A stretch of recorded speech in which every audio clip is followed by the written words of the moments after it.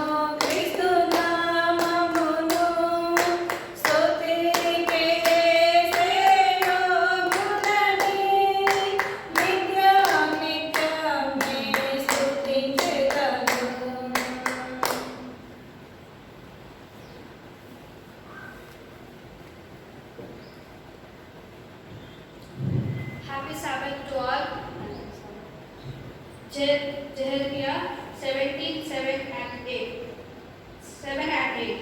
Blessed is the man who trusts in the Lord and who trusts is the Lord. For he will be like a tree planted by the water that extends its roots by a stem and will not fear when the heats come. But its leaves will be green and it will not be anxious in a year of drought, nor haste to yield fruit. Pray. Hallelujah, hallelujah, stotram, stotram, Prabhu, నీకే వేలాది వందనాలు తెలియజేసుకుంటున్నాము గొప్ప రాజా యేసయ్యా, నీకే వేలాది వందనాలు తెలియజేసుకుంటున్నాము గొప్ప రాజా యేసయ్యా, ఇంకా రాలేకపోయిన వాళ్ళందరినీ మీరే దయతో నడిపించండి తండ్రి ప్రభా, నీకే వేలాది వందనాలు తెలియజేసుకుంటున్నాము గొప్ప రాజా యేసయ్యా, కరోనా వైరస్ వల్ల ఈ లోకం అంతా అందరూ చిందరవందరగా ఉంది తండ్రి యేసయ్యా, మీరే దయతో దాన్ని మమ్మల్ని రక్షించి కాపాడండి తండ్రి, మీ చల్లని కలిగిన మమ్మల్ని కాచి కాపాడండి తండ్రి యేసయ్యా, కరోనా వచ్చి మరణించిన వారందరి కుటుంబాన్ని సమాధానపరిచి వాళ్ళని రక్షణ పరచండి తండ్రి యేసయ్యా, కరోనా ఇంకా వచ్చి హాస్పిటల్లో ఉన్న వాళ్ళందరినీ మీరే దయతో రక్షించండి తండ్రి, కరోనా ఇంకా ఎవరికి రాకుండా మీరే దయతో మమ్మల్ని నడిపించండి తండ్రి యేసయ్యా, నీకే వేలాది వందనాలు తెలియజేసుకుంటున్నాము గొప్ప రాజా యేసయ్యా ప్రభువా, ఇలాంటి ఆటంకాలు శోధనలు రాకుండా మీరే దయ చూపండి తండ్రి యేసయ్యా, బయటికి వెళ్ళి వచ్చి వాళ్ళకి ఎవరికి కరోనా రాకుండా మీరే దయ చూపండి తండ్రి, నీకే వేలాది వందనాలు తెలియజేసుకుంటున్నాము గొప్ప రాజా యేసయ్యా, నీకే వేలాది వందనాలు తండ్రి, మీ చల్లని కలిగిన మమ్మల్ని కాచి కాపాడండి తండ్రి యేసయ్యా ప్రభువా, ఎలాంటి ఆటంకాలు శోధనలు ఏ వచ్చినా మీరే మమ్మల్ని రక్షించండి తండ్రి యేసయ్యా, యేసు పరిశుద్ధ నామమున అడిగి పెట్టుకుంటున్నాం తండ్రి, ఆమేన్.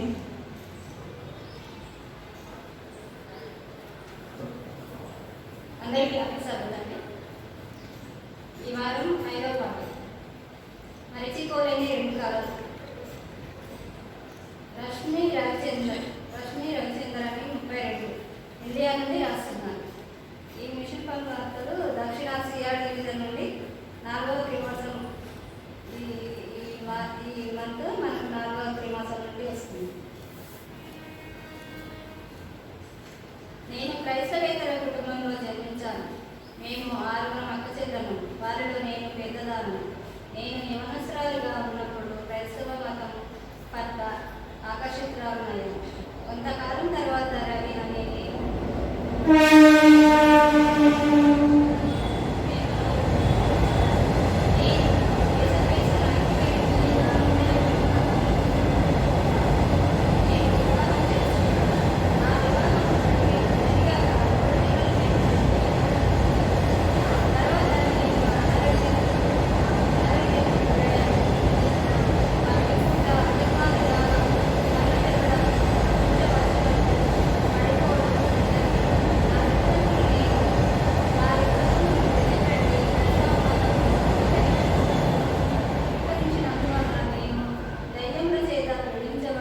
విడించబడుతున్నానని తలంచాను. అయినప్పటికీ నా కొరకు ప్రార్థించుటకు ఒక అడ్వెంటిస్ట్ పాస్టర్ గారిని పిలవమని నా తండ్రి సూచించాడు. రవి మరియు నేను బెంగళూరు మహానగరంలో ఉన్న పాస్టర్ గారి ఇంటికి వెళ్ళాను. పాస్టర్ గారు నా తల మీద చేయి ఉంచి, మా ప్రభువా నీ చిత్తమైతే సహోదరిని క్రైస్తవురాలిగా నూతన జీవితం కొనసాగించుటకు సహాయం చేయండి. మీ పరిచర్యలోను ఈమెను బలంగా వాడుకొనండి. సాతాను ప్రభావం నుండి కలిగించండి అని ప్రార్థించాను. ఆ రాత్రి నా భర్త ప్రశాంతంగా తీసుకున్న సమయంలో నాకు కలవరం కలిగించే కల వచ్చింది. అందులో నల్లని వస్త్రాలు ధరించిన పురుషుల బృందం నా చుట్టూ గుమిగూడారు. అందులో ఒక వ్యక్తి అందరికంటే చాలా ఎత్తుగా ఉన్నాడు. అతడు నన్ను చూస్తూ గట్టిగా కేకలు వేస్తున్నాడు. ఒక వ్యక్తి నా చేయి గట్టిగా పట్టుకొని కోపంగా ఉన్న పొడవాటి వ్యక్తి వైపు చూశాడు. మరియు అతడు నీవు అడ్వెంటిస్ట్ చర్చికి ఎందుకు వెళ్ళావు? ఈ పొడవైన వ్యక్తియే నీకు దేవుడు, నీవు ఆయననే ఆరాధించాలి. నీవు యేసు దగ్గరకు వెళ్ళకూడదు అని చేయి చూపిస్తూ పలికాడు. ఆ పొడవైన వ్యక్తి నా వైపు చాలా తీవ్రమైన కోపంతో చూస్తున్నాడు. అతని వైపు చూడ చూడడానికి నేను భయపడ్డాను. నేను నా తల వంచుకొని ఏడ్చాను. ఒక్క క్షణం తర్వాత తెల్లని వస్త్రాలు ధరించిన ఒకరు నా వెనుక నుండి నా దగ్గరకు వచ్చి నా భుజం పైన ఆయన చేతులుంచారు. ఆయన ముఖమును నేను చూడలేకపోయాను. ఆయన వస్త్రములను మాత్రమే చూడగలిగాను. ఆయన చేతి స్పర్శను నేను గ్రహించాను. ఆ స్పర్శ మృదువైనది, సున్నితమైనది. ఆయన తన మృదువైన మెత్తని స్వరముతో భయపడవద్దు, నేను నీకు తోడుగా ఉన్నాను అని పలికింది. నల్లని వస్త్రము ధరించిన పొడవైన మనిషి వైపు చూపిస్తూ ఇప్పుడు నీవు అతని ముఖమును చూడవచ్చు అని చెప్పారు. నా భుజము పైన ఆయన చేతులున్న భరోసాతో నేను ఆ నల్లని వస్త్రాలు ధరించిన వ్యక్తి వైపు సూటిగా చూడగలిగాను. అతని ముఖము క్రూరముగాను నా మీద కోపముతో వికృతంగాను ఉంది. మరుసటి రోజు ఉదయం నాకు వచ్చిన కళను గూర్చి పాస్టర్ గారికి చెప్పడానికి నేను మరియు రవి పాస్టర్ గారి ఇంటికి వెళ్ళాను. నా కళను విన్న పాస్టర్ గారు, నీ భుజము పైన చేతులుంచిన వ్యక్తి యేసు ప్రభు అని నాకు చెప్పారు. మేము కలిసి ప్రార్థించాము. ఆ రోజు నుండి నాకు కళ్ళు తిరిగి మూర్ఛ వచ్చినప్పుడు పడిపోవడం ఆగిపోయింది. నా జీవితం ఒక్కసారిగా మారిందని చెప్పాలనుకుంటున్నాను, కానీ దానికి కొంత సమయం పట్టింది. వివాహం చేసుకునక ముందు నేను చాలా మొండిదానిగా ఉండేదాన్ని. నేను నా హృదయంలోని యేసుక్రీస్తుకు సమర్పించిన తర్వాత కూడా నా పూర్వ మత సంబంధిత సంప్రదాయాలు నా మనసులో నిలిచి ఉన్నాయి. నా కుటుంబంతో కలిసి మత సాంప్రదాయంలో మరియు వేడుకలలో పాల్గొనేదాన్ని. సాగతు ముఖ్యమైనదని నేను తలంచలేదు. అయితే నాకు కళ వచ్చిన తర్వాత నా భర్త మరియు పాస్టర్ గారు నా కొరకు ప్రార్థించుట ప్రారంభించారు. క్రమంగా సాగతు దినములు జరుగు నా తల్లిదండ్రుల మతపరమైన కార్యక్రమాలలో పాల్గొనుట మానివేశాను. కొంతకాలానికి నాకు మరొక కళ వచ్చింది. ఈసారి నేను కళలో మృదువైన స్వరము, పాపము చేయవద్దు, నీవు త్వరలో తీర్పులో నిలబడు అని చెప్పుటను విన్నాను. నేను విన్న స్వరము వినుటకు ఆహ్లాదకరంగా విస్మయం కలిగించు మాటలతో ఉన్నాను. నేను భయపడలేదు. అప్పుడు నేను మేల్కొన్నాను. దాదాపు అర్ధరాత్రి సమయము. అప్పుడు నా భక్తులను లేపి నాకు వచ్చిన కళను గురించి చెప్పాను. అందుకు ఆయన, అది పరిశుద్ధాత్మ స్వరం అయి ఉంటుందని సాధారణ తీర్పు వచ్చి ఎప్పుడు మాట్లాడు, నీవు జాగ్రత్తగా ఉండు అని చెప్పాడు. ఈ కళ వచ్చిన తర్వాత ప్రార్థనాపూర్వకంగా నా జీవితాన్ని పరిశీలించుకున్నాను. దేవుని సహాయం వల్ల నాలో మొండితనం కొంచెం తగ్గింది. నాకు కలుగుతున్న శోధనలను అధిగమించుటకు కొరకు నాకు సహాయం చేయమని దేవుని వేడుకొనుచున్నాను. అధిక సమయం ప్రార్థనలో గడపసాగాను. నేను మరియు మా భర్త కలిసి ఎక్కువగా ప్రార్థించేవాడు. సంఘ కార్యక్రమాలలో నేను పాల్గొనట ప్రారంభించాను. ఇప్పుడు మాకు 16 వయసు గల 2 పిల్లలు, 10 సంవత్సరాలు 6 సంవత్సరాలు గల 2 కుమారులు ఉన్నారు. వీరు చర్చిలో పాటలు పాడతారు మరియు సంగీతమును అందిస్తారు. నేను ఒక ప్రభుత్వ ఉద్యోగి. నేను శనివారంకు బదులుగా ఆదివారం పని చేస్తాను. క్రైస్తవులు కానీ ప్రజలకు నేను ఒక సాక్షిగా ఉండవలెనన్నది నా కోరిక. నా సహ ఉద్యోగులు 2 మా చర్చికి రావడానికి ఆసక్తిని చూపించుటను బట్టి నేనెంతో పురస్కరించుకోయాను. నాకు వచ్చిన 2 కళలను బట్టి దేవునికి కృతజ్ఞతలు తెలియజేస్తున్నాను. యేసు ప్రభు అన్ని వేళల్లో నాకు తోడు ఉన్నాడని ఈ కళల వలన నేను గ్రహించాను. నా సమస్తమును ప్రభువుకు సమర్పించుకునవలెనని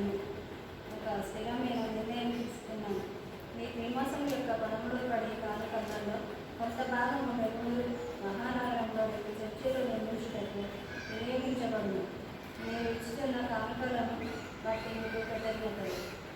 దేవుని ఇచ్చిన సాక్ష్యం దీవించుకున్నాను.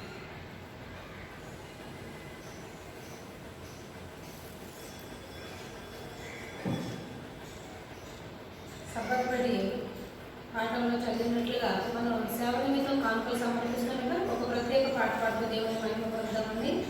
మనందరికీ తెలిసిన పాట ఒకటి తల్లి ఆదరించు.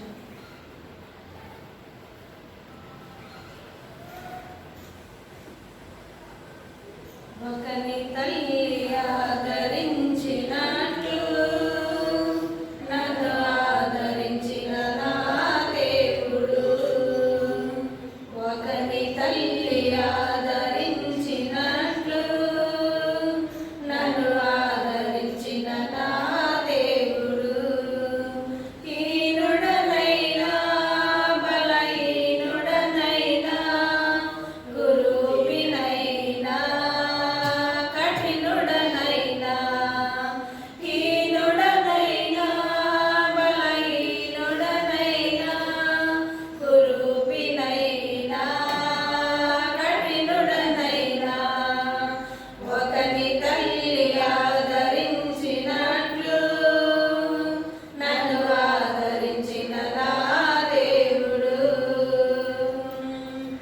ఓసారి నేను నీ మంద నుండి బహుదూరమైన వేళ ఓసారి నేను నీ మంద నుండి బహుదూరమైన వేళ నన్ను వెలగితివయ్యా కాపాడితివయ్యా నన్ను వెలగితివయ్యా కాపాడితివయ్యా నీ చంక పెట్టితివా యేసయ్యా నీ చంక పెట్టితివా యేసయ్యా. హీనుడనైనా బలహీనుడనైనా కురూపినైనా కఠినుడనైనా హీనుడనైనా బలహీనుడనైనా కురూపినైనా కఠినుడనైనా ఒకని తల్లి ఆదరించినట్లు నన్ను ఆదరించిన నా దేవుడు. నీ సన్నిధి నుండి నే దూరమౌగా చిక్కాను దొంగ చేతిలోనా. నీ సన్నిధి నుండి నే దూరమౌగా చిక్కాను దొంగ చేతిలోనా. నన్ను దోసిపోగా నన్ను దాటిపోగా నన్ను దోసిపోగా నన్ను దాటిపోగా బ్రతికింపవచ్చితివా యేసయ్యా బ్రతికింపవచ్చితివా యేసయ్యా.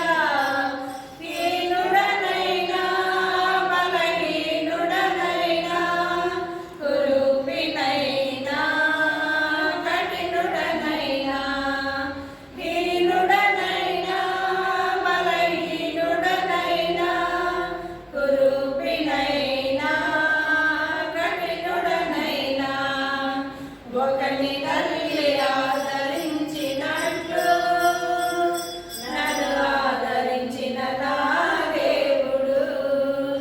ఒకని తల్లి ఆదరించినట్లు నన్ను ఆదరించిన నా దేవుడు.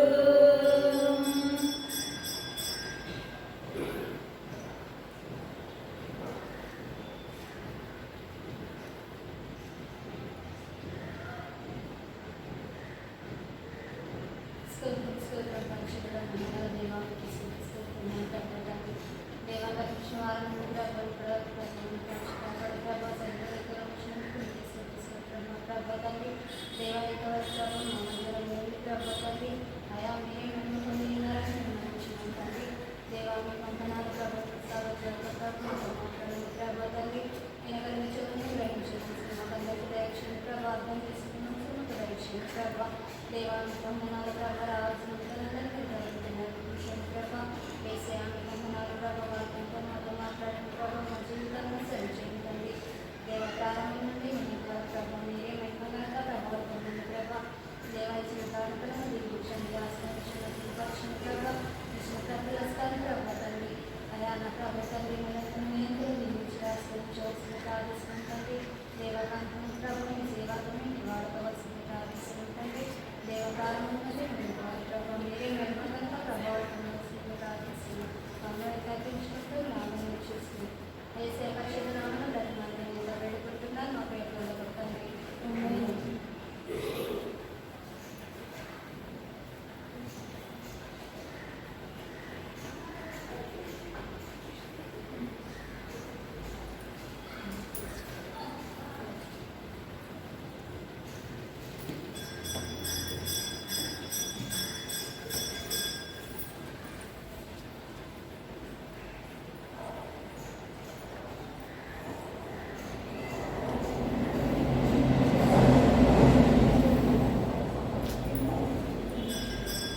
ఈ వారం మనకి సబ్బాయిపడి పాఠం 5వ పాఠం అండి. అందరికీ పరిశుద్ధ విశ్రాంతి దిన శుభాకాంక్షలు. ఇప్పుడు వచ్చిన మీ అందరికీ దేవుని నామపేట వందనాలు. ఈ యొక్క ఆరాధనకు ప్రేమపూర్వకంగా మీ అందరినీ ఆహ్వానిస్తున్నాం. ఎందుకంటే ఈరోజు మనకి ఇవ్వబడిన సబ్బాయిపడి పాఠంలో 5వ పాఠంలో ఏం చెప్పబడుతుందంటే Jesus as the master and teacher. ఎందుకంటే యేసుక్రీస్తు వారే గొప్ప నైపుణ్యత కలిగినటువంటి ఉపాధ్యాయుడు అని. మనకి మాస్టర్స్ అంటే ఒక పెద్ద అందులో చాలా ఎంతో నైపుణ్యత సంపాదించుకున్నట్లు ఇంగ్లీష్లో మాస్టర్ సర్టిఫికేట్ అంటారు మనం. అలాగే ఉపాధ్యాయ యొక్క వృత్తిలో యేసుక్రీస్తు వారు గొప్ప నైపుణ్యం కలిగిన వారు అనేటటువంటి ఉద్దేశంతో ఇక్కడ మనకి పాఠం పేరు ఇవ్వడం జరిగింది. ఎందుకంటే 2 కొరింథీ 4వ వచనంలో, అలాగే ఆదికాండం 1వ అధ్యాయంలో 3వ వచనంలో మనకి చెప్పబడుతుంది ఈ సృష్టిని ఎవరు చేశారు, వెలుగుని ఎవరు మనకి ఇచ్చారు అనే దాని గురించి. అయితే యేసుక్రీస్తు వారే గొప్ప ఉపాధ్యాయుడిగా ఈ యొక్క సృష్టిని గురించి, దేవుని యొక్క శక్తిని గురించి ఏ విధంగా మనకు బోధించారు, మనం ఏం నేర్చుకున్నాము అనే దాని గురించి ఈరోజు మనం నేర్చుకొని పోతున్నాం. అయితే అందుకంటే ముందు యోహాను సువార్త 7వ అధ్యాయం 46వ వచనంలో చూసినట్లయితే,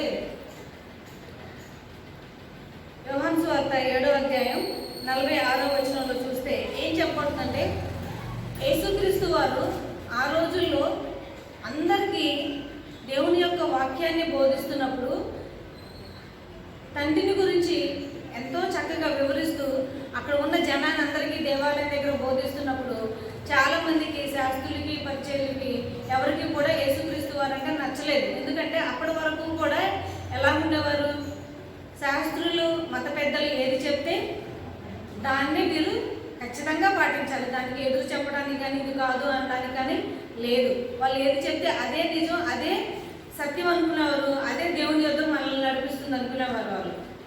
కానీ ఇక్కడ యేసుక్రీస్తు వారు చాలా సౌమ్యంగా ఎంతో చక్కగా దేవుని యొక్క వాక్యాన్ని బోధిస్తున్నప్పుడు, దేవుని గురించి, దేవుని యొక్క లక్షణాన్ని గురించి ఆయన బోధిస్తున్నప్పుడు అనేక మంది ముగ్ధులైపోయి వింటున్నారు సమయం కూడా తెలియకుండా. అలా ఉన్నప్పుడు ఈ శాస్త్రులకి, పరిచయులకి నచ్చలేదు. నచ్చకేమన్నారు, ఆయన్ని ఎలాగైనా సరే మీరు వెళ్ళి బంధించి తీసుకురండి అని బంట్రోతుల్ని పంపించారు. పంపించినప్పుడు తీసుకెళ్ళడానికి వచ్చిన వారు కూడా ఏమైపోయారు, వచ్చిన పని మర్చిపోయి దేవుని మా వాక్యాన్ని వినటం మొదలుపెట్టారు. వాళ్ళు వచ్చిన పనిని మర్చిపోయారు. ఎందుకంటే అంతగా ముగ్ధులైపోయారు దేవుని యొక్క బోధకి, యేసుక్రీస్తు వారు చెప్పినటువంటి మాటలకి ముగ్ధులైపోయి ఆయన చెప్పిన తర్వాత ఆయన్ని వదిలేసి మళ్ళీ తీసుకెళ్ళడం కొరకు వచ్చారు. కానీ ఆయన వదిలేసి తిరిగి వెళ్ళిపోయారు. వెళ్ళిపోయినప్పుడు శాస్త్రులు, పరిచయులు అడిగారు, ఏమని మీరు వెళ్ళి పని ఏంటి వచ్చారు అన్నప్పుడు అక్కడ వాక్యం ఒకసారి చదవండి. ఆ బంట్రోతుడు ఆ మనుషుడు మాట్లాడినట్లు ఎవడును ఎన్నడూ మాట్లాడలేదని అందుకు పరిసయ్యులు, మీరు కూడా మోసపోతిరా? అధికారులలో కానీ పరిసయ్యులలో కానీ ఎవడైనాను ఆయన యందు విశ్వాసం ఉంచెనా? చాలా. ఎందుకంటే ఇక్కడ వాళ్ళు ఏమైపోయారు, ఆయన మాటలకు ఆ మనుషులు ముగ్ధులైపోయి ఆయన అసలు వచ్చిన పని మర్చిపోయి అది తప్పు అనేది వారికి అర్థమైంది. ఎందుకంటే అన్నీను సైతం యేసుక్రీస్తు వారు బోధించినప్పుడు అంతకుముందు దేవుడు అంటే ఏంటో తెలియని వ్యక్తులు కూడా బండ్రోత్ అంటే ఏంటి చాలా కఠినంగా ఉండేవాళ్ళు కదా. కొట్టైనా సరే వారు రాజు ఇచ్చిన అధికారాన్ని చేసే మనుషులు వాళ్ళు బలవంతంగా, ఎందుకంటే జాలి దయ చూపించేవారు కాదు. అలాంటి వారి యొక్క మనసులను కూడా మార్చగలిగేటటువంటి గొప్ప బోధకుడు యేసుక్రీస్తు వారు.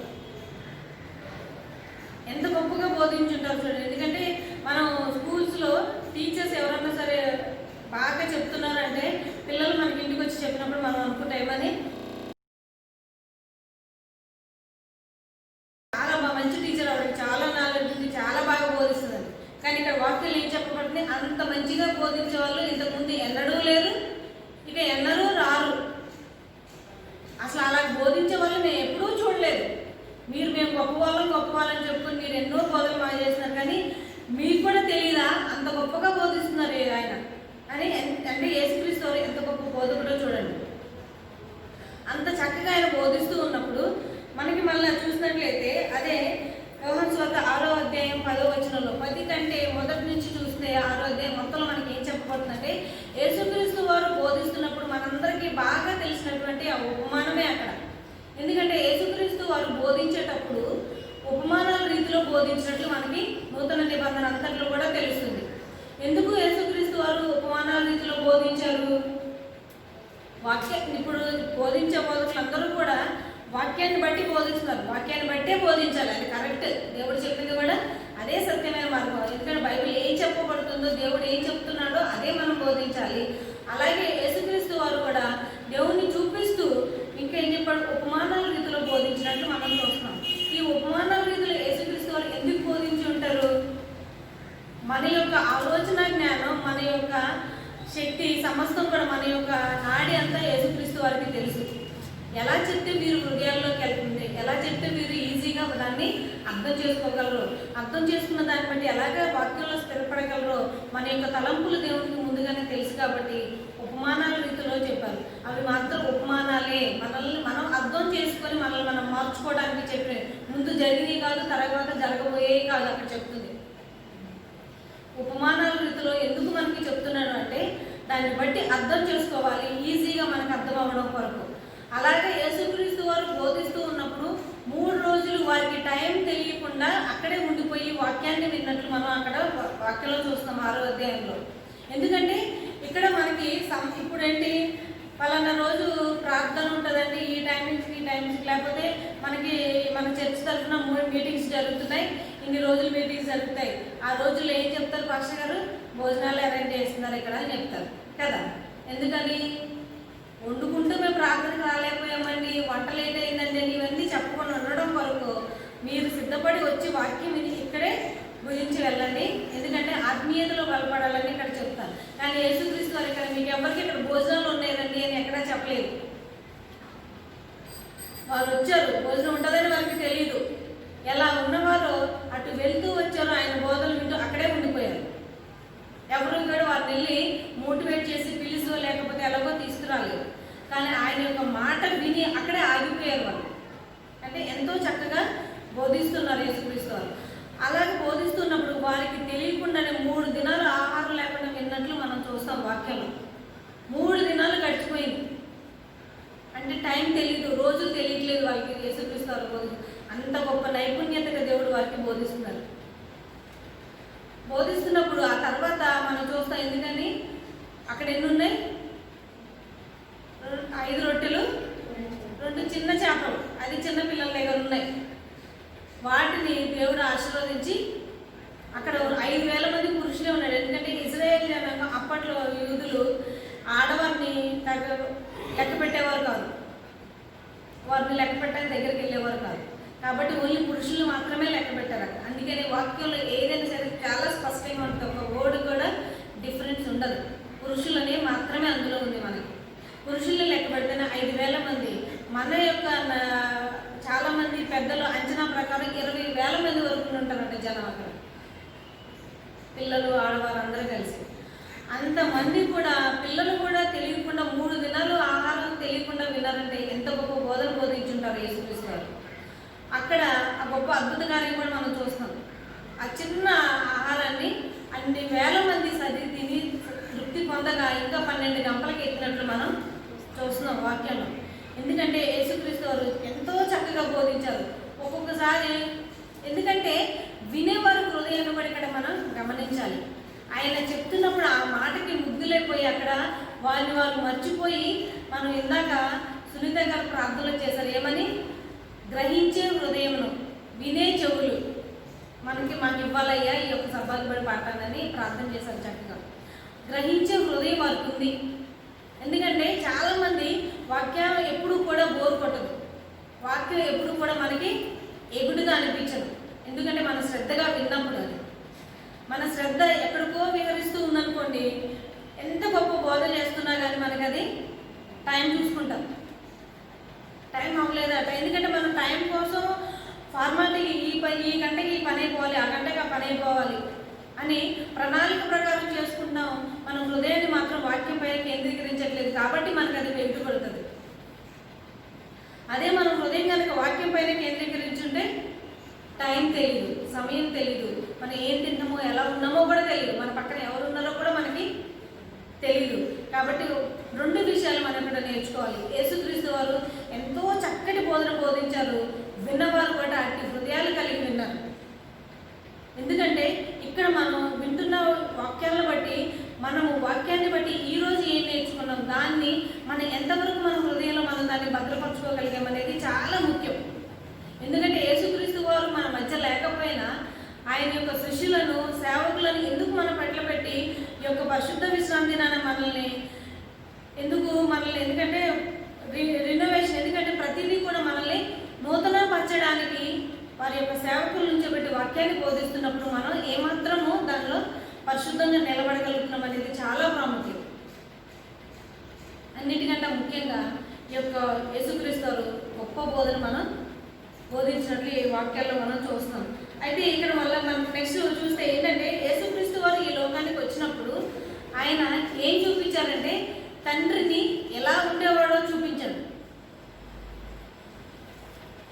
యెహోవా దేవుణ్ణి ఎంత గొప్పగా ఉండేవాడో ఆయన శక్తిని, ఆయన ప్రభావాన్ని మనకి చూపించాడు. ఎందుకంటే హెబ్రీయులకు రాసిన పత్రిక 1వ అధ్యాయం 1వ వచనం నుంచి 4 వరకు ఒకసారి చదివితే, నూతన నిబంధన గ్రంథం నుంచి హెబ్రీయులకు రాసిన పత్రిక 1వ అధ్యాయం 1 నుంచి 4 వచనాలు. పూర్వకాలంలో నానా సమయంలోనూ నానా విధములుగాను ప్రవక్తల ద్వారా తన పితరులతో మాట్లాడిన దేవుడు ఆ దినముల అంతమంది కూర్చొని కుమారుని ద్వారా మనతో మాట్లాడాడు.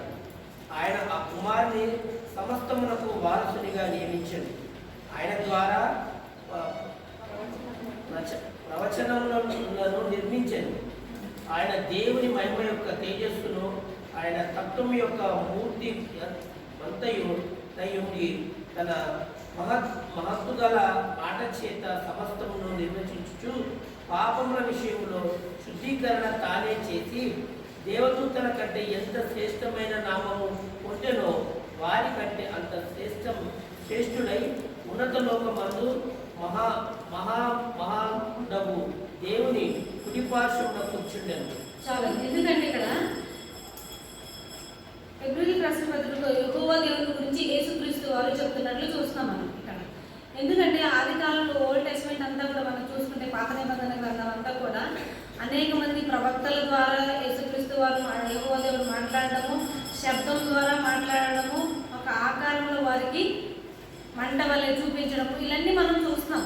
అంతేగాని ఆయన యొక్క శక్తిని చాలా స్పష్టంగా యేసుక్రీస్తు వారు ఈ లోకానికి వచ్చి మనకి గొప్పగా బోధిస్తున్నారు. ఎందుకంటే చాలామంది యేసుక్రీస్తు వారిని యెహోవా దేవుడిని వేరుపరుస్తూ ఉంటారు. అది ఆయన వేరు ఈయన వేరైనప్పుడు ఆయన స్వభావాన్ని ఈయన మనకి ఎందుకు ఇంత చక్కగా బోధిస్తున్నారు యేసుక్రీస్తు వారు?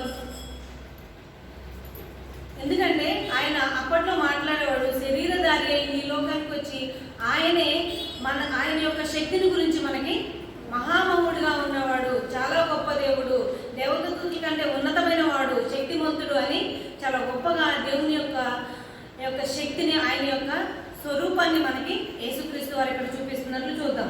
ఇంకొకటి అది ఓల్డ్ టెస్ట్మెంట్లో. న్యూ టెస్ట్మెంట్లో యోహాను సువార్త మనందరికీ తెలుసు, 1వ అధ్యాయం 1 నుంచి 18 వచనాలలో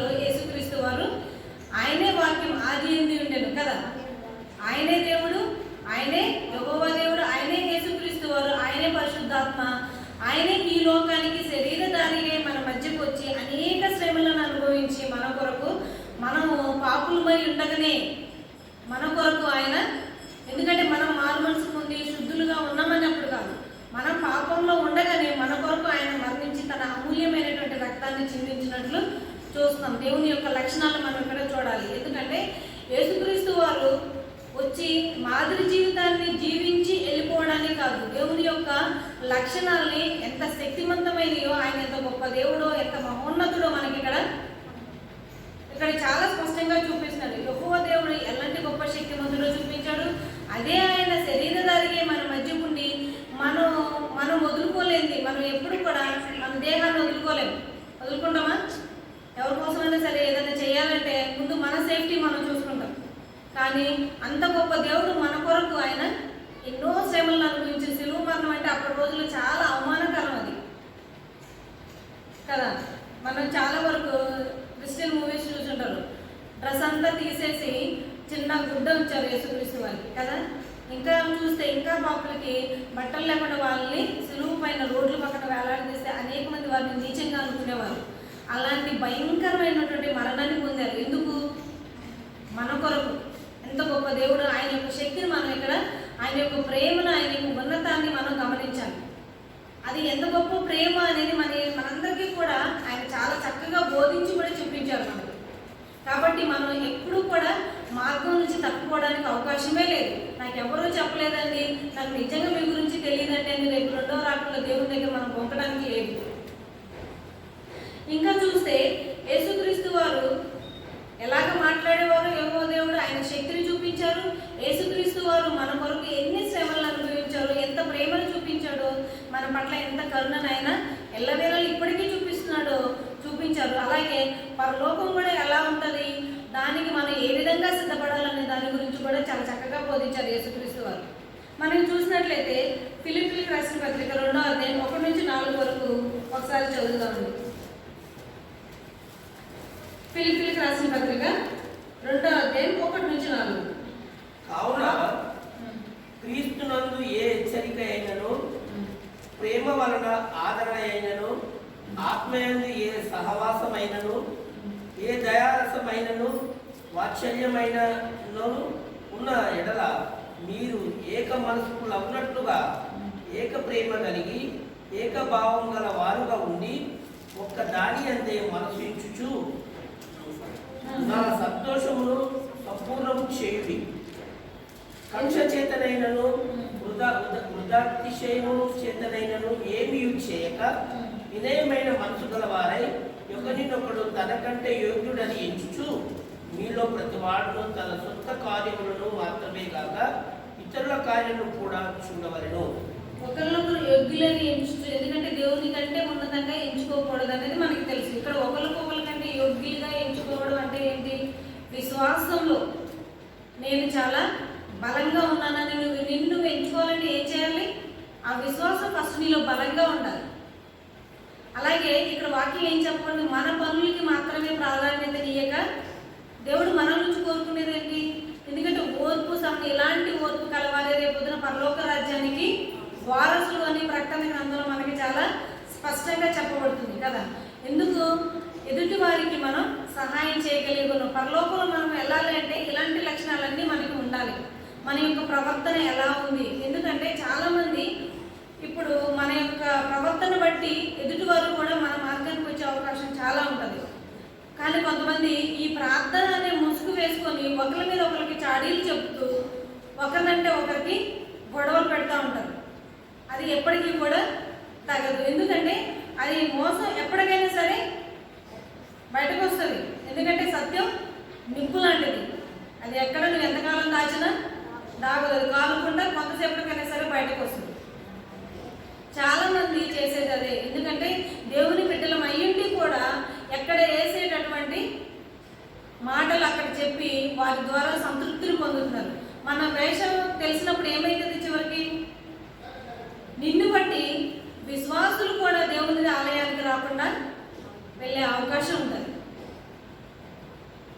లేకపోతే మనల్ని చూసినప్పుడు వాళ్ళు ప్రార్థన సమయంలో చాలా బాగుంటారండి, తర్వాత చూస్తే మనకంటే ఎక్కువ మోసగాళ్ళు వాళ్ళు, మనం వెళ్ళకపోయినా పర్వాలేదు. అప్పుడు ఒక ఆత్మను నువ్వేం చేస్తున్నావు చేస్తున్నావు? దేవుడి నుంచి దూరపరుస్తున్నావు. ఎందుకు? దానియేలు గ్రంథంలో, హెబ్రీలు, తర్వాత ఎహెజ్కేలులో చాలా స్పష్టంగా చెప్పబడుతుంది. మీ యొక్క ప్రవర్తన ఎలా ఉండాలంటే నిష్కలంకంగాను, నిష్కపటంగాను, తెల్లగా వెలుగు వలె కనిపించాలంట మన ప్రవర్తన. ఉన్నది ఉన్నట్లుగానే. ఏదైనా సరే కష్టమైతే అవనివ్వండి. ఇప్పుడు ఒకవేళ మనం అనుకుంటాం వాళ్ళని పొగడకపోతేనో, లేకపోతే వాళ్ళకి ఆ మాట చెప్పకపోతే మనకు ఆ కార్యక్రమం లేకపోతే ఆ అవసరం అక్కడ తీరదు అనుకుంటాం. అనుకొని మనం చెప్తాం. అదేం తప్పు కాదు కదండి, ఆ పరిస్థితులు అలా ఉందనుకొని చెప్తాం మనం. కానీ అలా నువ్వు ఒక క్రైస్తవ విశ్వాసం అయితే దృఢంగా దేవుడిని నమ్ముకుంటే నువ్వు ఆ పరిస్థితులు ఏం చేయాలి? వీళ్ళు చేసే సహాయం ఏ పాటిది? నాకు దేవుడు చేసే సహాయం చాలా గొప్పది. ఇంకొక మార్గాన్ని దేవుడు నాకు చూపిస్తాడేమో. ఎందుకు? దేవుడు నిన్ను ఎన్నడో విడువను వేడమైనది వాగ్దానం చేశాడు కదా. వాక్యమే దేవుడు అయినప్పుడు, ఆ వాగ్దానం నిజమైనప్పుడు ఏమి చేయకపోతే దేవుడే నాకు సహాయం చేస్తాడని యథార్థంగా ఎందుకు మనం ప్రవర్తించము? అక్కడ యథార్థతతో ఉన్నప్పుడు మాత్రమే దేవుడు మన పట్ల కనికరాన్ని చూపగలడు. ఆయన కృపను బట్టి మనం పరలోక రాజ్యానికి వారసులం కాగలం. లేకపోతే ఎప్పటికీ కూడా మనం పరలోక రాజ్యానికి వెళ్ళలేము. కాబట్టి పరలోక రాజ్యం ఎలా ఉంటుందో కూడా, మన యొక్క ప్రవర్తన ఎలా ఉంటే మనం దానికి అడుగులం అవుతామో దేవుడు చాలా చక్కగా దాని గురించి కూడా బోధించినట్లు మనం చూస్తాం. ఇంకొకటి చూసినట్లయితే 2 కొరింథీ 5వ అధ్యాయం 16 నుంచి 21 వరకు ఒకసారి చూస్తే, 2 కొరింథీ 2వ అధ్యాయం 16 నుంచి. ప్రభు మనసును 5వ అధ్యాయం 2 కొరింథీ 5వ అధ్యాయం 16.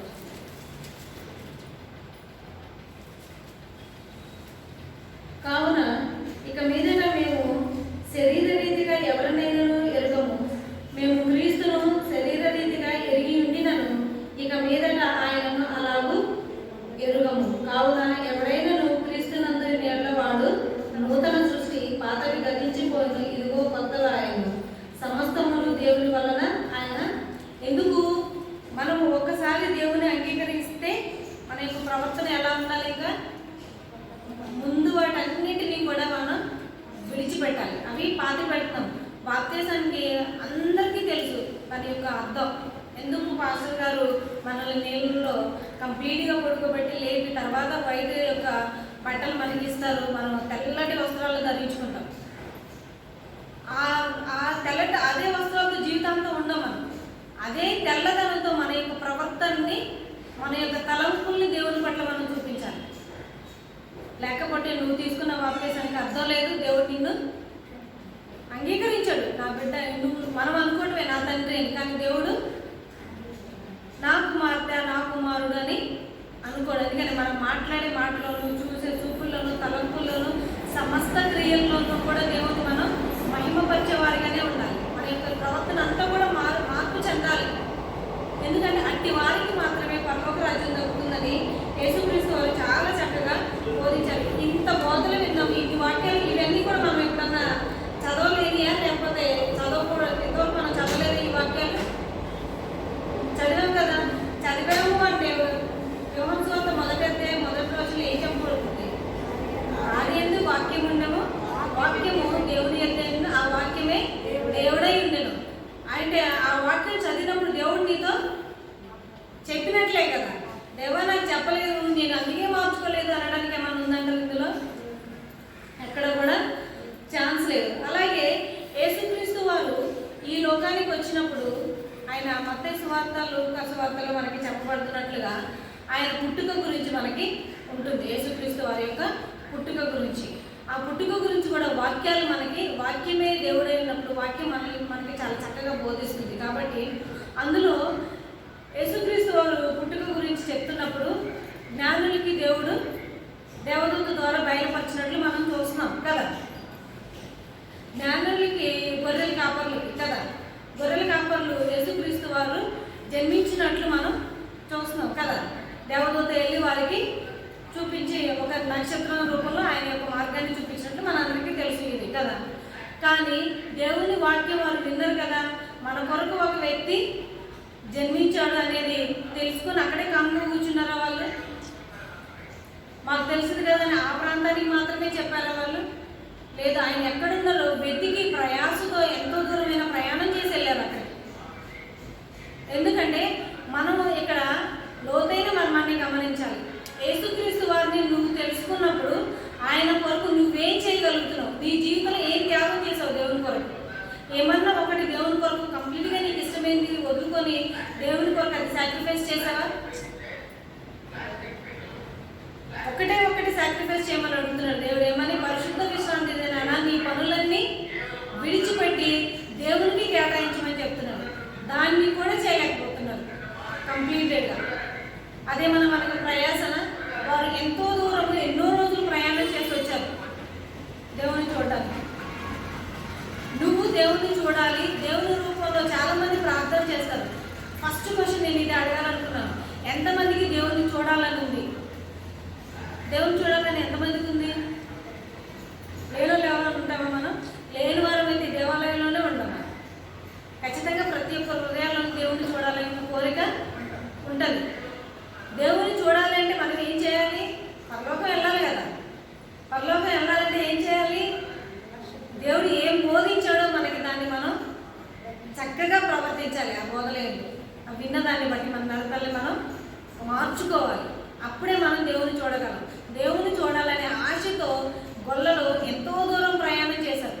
మన ఈ జీవిత ప్రయాణంలో వారు కొంత సమయాన్ని వెచ్చించారు, అలాగే కొంత ధనాన్ని కూడా వెచ్చించారు.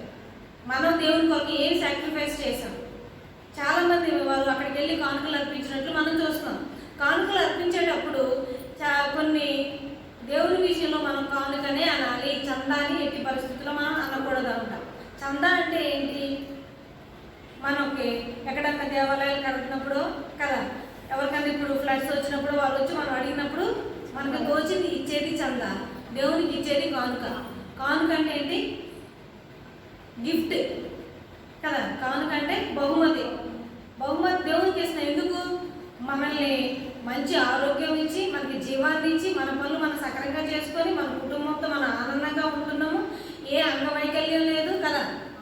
ఇంత అదృష్టాన్ని దేవుడు మనకిచ్చి సమృద్ధిగా సంపాదించుకొని మనందరం కుటుంబం సమృద్ధిగా కూర్చొని తినగలిగేటటువంటి అదృష్టాన్ని దేవుడు మనకి ఇచ్చాడు అంటే దానికి కానుకగా దేవునికి మనం కానుకలు సమర్పిస్తున్నాం. ఈ సమర్పించే కానుకని మనం మన బిడ్డలు ఎప్పుడైతే చెయ్యి చాపి వేయగలరో, కాళ్ళు అడుగు వేయగలరో అప్పటి నుంచి వారికి మనం బోధించాలి. దేవునికి మనం కానుక వేయాలి. కానుక వేయకుండా మనం ఏది తినకూడదు, ఏది చేయకూడదు అని. ఎందుకంటే చాలా కాలం క్రితం పాస్టర్ గారు చెప్పారు. ఒక పాస్టర్ గారు ఆయన వాళ్ళకి మనవాళ్ళకి ఏం చెప్పారంట, మీకు ఎవరైనా సరే మీ ఇంటికి చుట్టాలు వచ్చినప్పుడు పిల్లలకి డబ్బులు ఇస్తారు, కొనుక్కోమని, పప్పులు కొనుక్కోమని. అందులో నుంచి ఎందుకంటే వారికి ఇచ్చారంటే వారి సొంత సొమ్మే కదా. సో పిల్లలు ఏమైనా కష్టపడి పని చేయగలరా? లేదు. ఆ వయసులో వారికి అదే డబ్బు. కాబట్టి దేవుడు నీకు ఇచ్చాడు అంటే ఏంటి? వారిలో ప్రేరేపణ కలిగించి దేవుడి ద్వారా వారు నీకు ఇవ్వడం జరిగింది. కాబట్టి అందులో కూడా నువ్వు దశమ భాగాన్ని తీసి ఉంచాలి అన్నప్పుడు దేవాలయానికి ఎప్పుడైతే వెళ్తారో అప్పుడు ఆ దశమ భాగాన్ని వేయాలి బిడ్డలు.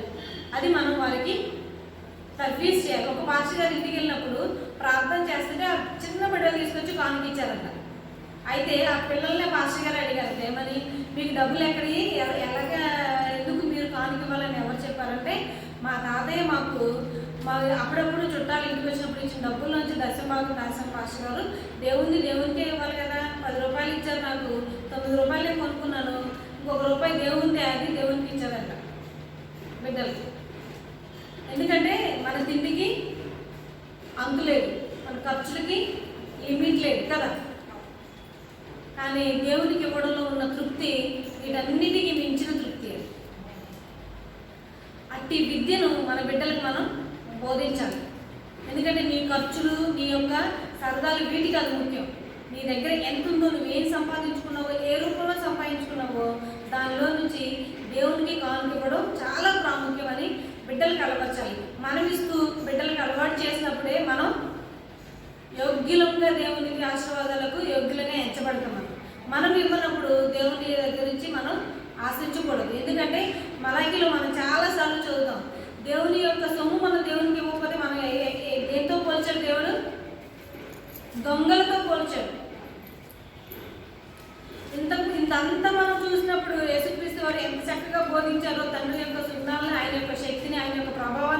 బోధించాడు.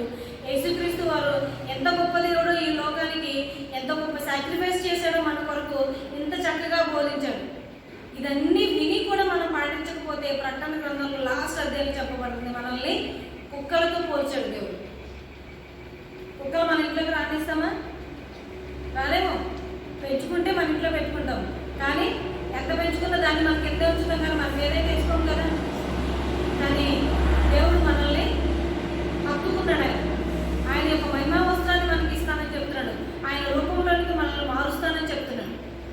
ఎందుకు? ఇవన్నీ మనం చేసినప్పుడే, దేవుడు అంత చక్కగా బోధించినప్పుడు మనము ఆ బోధన విని గ్రహించి దానికి అనుగుణంగా మన జీవితాన్ని మలుచుకున్నప్పుడు మాత్రమే.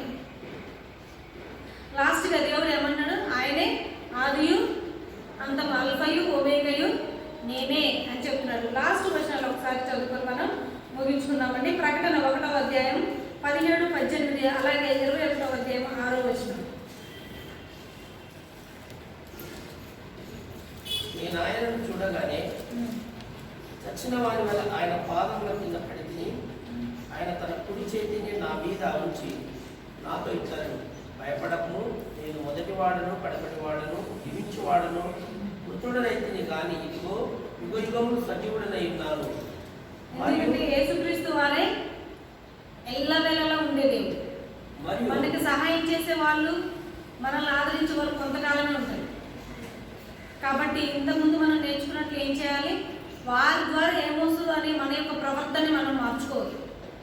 దేవుడు ఎల్లవేళలా ఉండేవాడు, ఆయన మీద ఆధారపడాలి. మనం ఆయన కొరకు మనం జీవించాలి, ఆయన కొరకు మన జీవితాలను మనం సమర్పించుకోవాలి. అలాగే లాస్ట్గా ఒకసారి యోహాను సువార్త 7వ అధ్యాయం 37, 38 వచనాలు. యోహాను సువార్త 7వ అధ్యాయం 37, 38.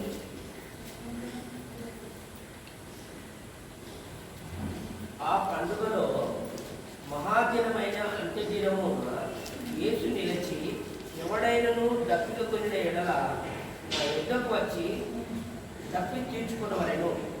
నా యందు విశ్వాసముంచి వాడెవడో లేఖనము చెప్పినట్లు వారి కడుపులో నుండి జీవనదుల పారునని బిగ్గరగా చెప్పారు. ఎందుకు? ఇక్కడ ఎవరైతే దేవుని యందు విశ్వాసం ఉంచుతారో వారికి జీవజలం, అంటే దాని కొరకు ఇంకా ఎదురు చూడాలా? దేనికోసమన్నా ఎక్కడికన్నా వెళ్ళి మనం సంపాదించుకోవాలా, కొనుక్కోవాలా?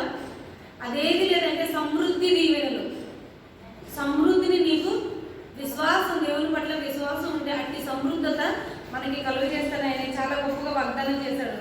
అలాగే 2 కొరింథీ 3వ అధ్యాయం 18 వచనం చూద్దామండి. లాస్ట్లో 2 కొరింథీ 3వ అధ్యాయం 18 వచనం.